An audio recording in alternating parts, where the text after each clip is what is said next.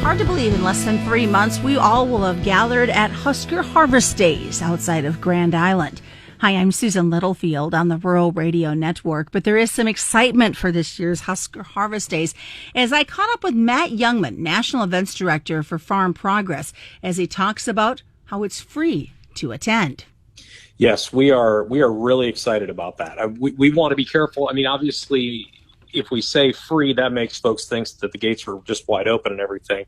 There is one step you got to go through. Go to the website and get registered so that we can print you out a badge and get you into the show for no charge all 3 days, as long as you go to that website and register. And we'll also have kiosks there at the entry point. So you don't have to do it ahead of time. It'll speed your entrance if you do. But the opportunity for a complimentary registration to Husker Harvest Days this year.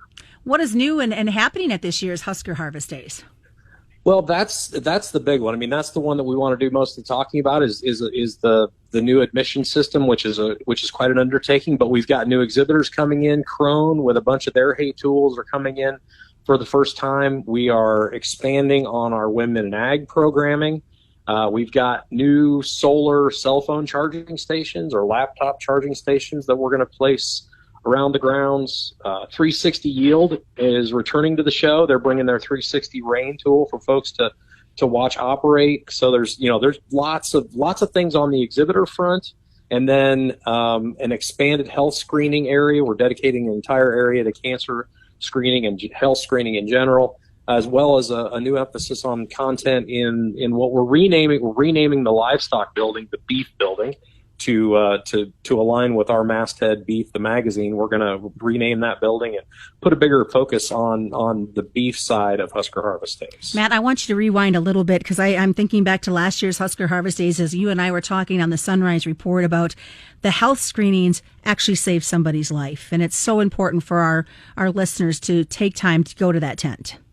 It is. Go to that tent and go to that cancer screening building. You catch somebody with a blood pressure like that person had and got them right to our EMS folks and right to the hospital. And then, we are also aware, even past that report that you and I did together, we're aware of some skin cancer that got caught and some prostate stuff that got caught and a few things like that really make you pretty proud to be part of an event that is, it's good for the industry, it's good for agriculture, it's good for the farmers to go, but physically for their health, to be part of something like that is really fantastic. Every year you guys are doing something a little different with the shows, and we got to talk about the show hours because they've changed as well. Yeah, ever since I've been doing this, I've been kind of looking at this, and when we're loading that place in at 6:30 and 7 o'clock in the morning, it's pretty dark in Nebraska, in Hall County, Nebraska in September. So just for safety reasons, we are going to start the show at 9 o'clock instead of 8. So that's a big change on the opening time. And then, for the most part, the show's winding down mid-afternoon anyway. So we're going to close it at 4 o'clock, give folks a little bit of a jump start on getting home there, or the after hours events and those kind of things. So excited about those new hours, kind of things and tighten it up, make everybody's day a little more efficient. But again, exciting times. Where do they need to go to get themselves pre-registered for this year's show?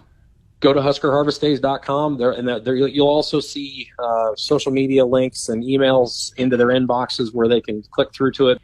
So mark your calendars. Husker Harvest Days is September 10th through the 12th outside of Grand Island. I'm Susan Littlefield on the Rural Radio Network.